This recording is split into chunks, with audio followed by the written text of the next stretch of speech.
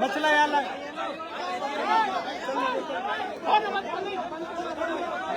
शांत हो जाओ।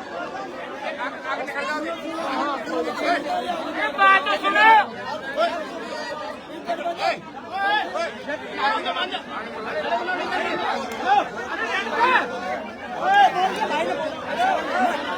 मीडिया मीडिया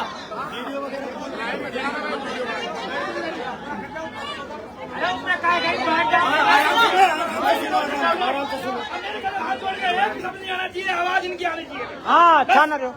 बोलो खाटू श्याम की जय। बोलो हीरामन बाबा की जय।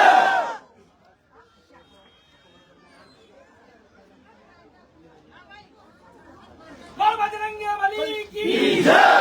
बोल सालासर महाराज की जय। बोल महतूपुर महाराज की जय। बोल सच्चे दरबार की जय। अरे लाइव मत चलाइए, कोई लाइव मत चलाइए।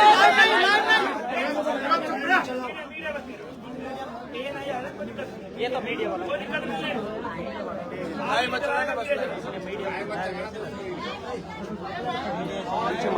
Okay okay. ये जाना अरे यार बैठो ना यार, आप बैठो बैठो, आप बैठो। अरे बैठ जाओ भाई, बैठो। अरे बैठ जाओ, जो जो जहाँ ठीक है वही बैठ जाओ। अपने आ जाओ, पीछे आ जाओ, यहाँ पे बैठ जाओ, बैठ जाओ, बैठ जाओ, सब बैठ जाओ यार।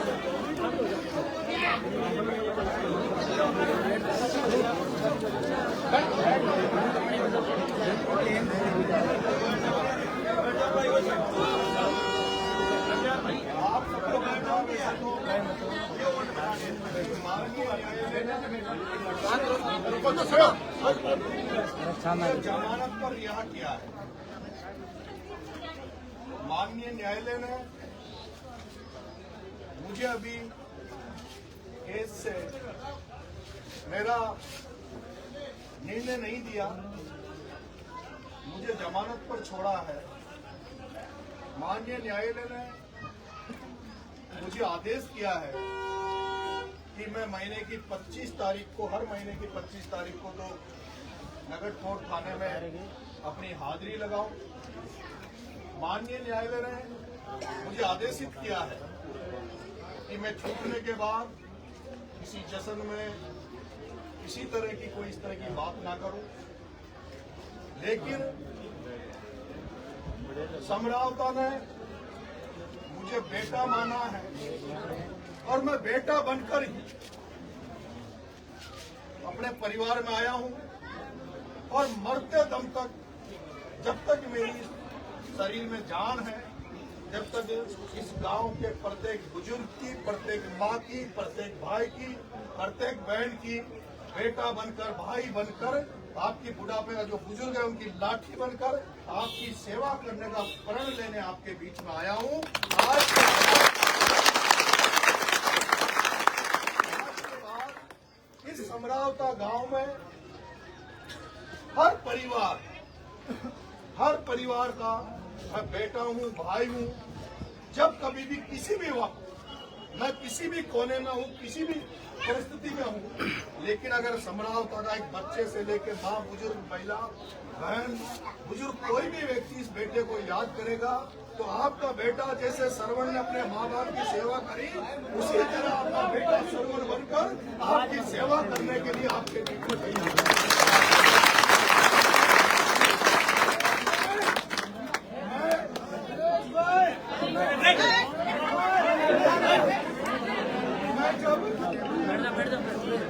जब आपके गांव में आया तो इसी जगह पर मैं आपके बीच में बैठा, तो मैंने कहा था कि मैं एक ऐसे परिवार में पैदा हुआ हूँ, ऐसे खानदान में पैदा हुआ हूँ जिसमें ऐसा कोई, मुझे जब से मैं पैदा हुआ हूँ तब से मैंने मेरे माँ बाप से, मेरे बुजुर्गों से, मेरे परिवार से एक ही सीखा है कि भाई जो कोई भी गरीब हो, जिस किसी को भी जरूरत हो, चाहे वो किसी भी जात का हो, किसी भी धर्म का हो, कोई भी हो, लेकिन कोई अगर कोई असहाय व्यक्ति है, कोई कमजोर व्यक्ति है और जिसको ऐसा लगता है कि उसका कोई धनी धोनी नहीं है और उसको आपकी मदद की जरूरत है, तो वो अगर आपके पास मदद आए तो मदद जरूर करो। और अगर मदद नहीं कर पाओ तो मेरे माँ बाप ने मुझे ये जरूर सिखाया है कि अगर दरवाजे पे आप किसी की मदद नहीं भी कर पाओ तो कम से कम अपने दरवाजे से किसी को खाली हाथ, किसी को बिना पानी पिलाए, बिना खाना खिलाए, किसी को सम्मान देने ये बिना मत जाने देना। ये मैंने मेरे परिवार से सीखा है। मैं आपको विश्वास दिलाता हूँ। और आपने जिस दिन यहाँ मैं बैठा था तब मैंने कहा था कि आप मेरा साथ मत छोड़ना, मैं आपके साथ पूरी दमखम से रहूंगा। और जब मैंने ये कहा था तो मेरी वो जो ढोल की बजाती है यहाँ बहन, मैं नाम तो नहीं जानता, ये बहन थी, बहन चित्रा थी, बहुत सारे लोगों में पहली बार आपके यहाँ आया था, मैं नहीं जानता।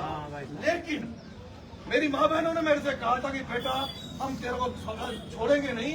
एक रामायण में एक कहावत है, रामायण में एक चौपाई है, रघुकुल रीत सदा चलाई, रघुकुल रीत सदा चलाई, प्राण जाए पर वचन है। और मैंने इस समरावता में अनुभव किया है, जब वो घटना हुई तो आपने प्राणों को भी वो करके और मेरी रक्षा करी। वो मेरी माँ बहन है जो इस चबूतरे में, हीरामन के चबूतरे में मेरे गले लिपट गई थी और मेरे मुंह में जबान नहीं बची थी, तो वो मेरी माँ बहने रो रही थी और मेरे से कह रही थी बेटा तेरे को हम कुछ नहीं होने देगा। मैं धन्य हूँ कि ऐसे गांव में मैं आया और उस गांव ने मुझे एक्सेप्ट किया, स्वीकार किया, मुझे बेटा माना।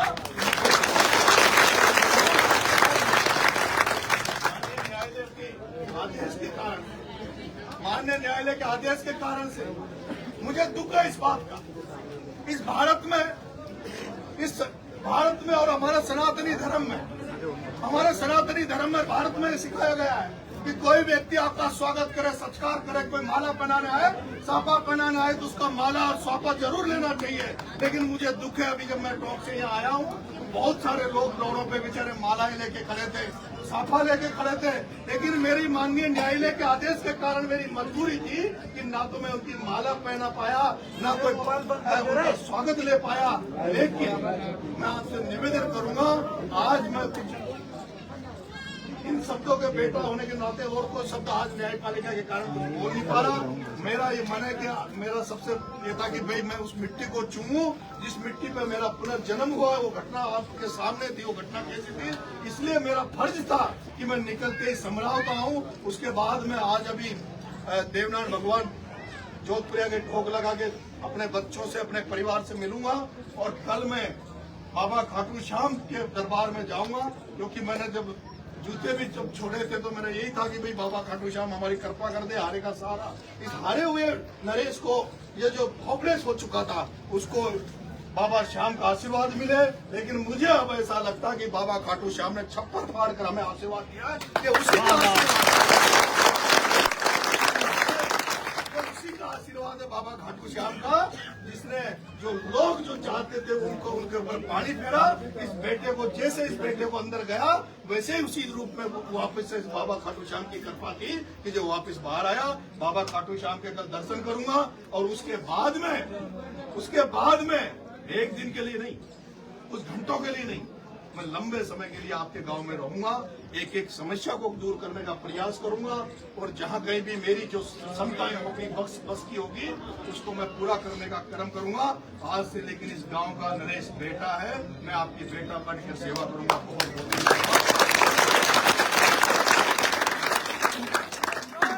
बहुत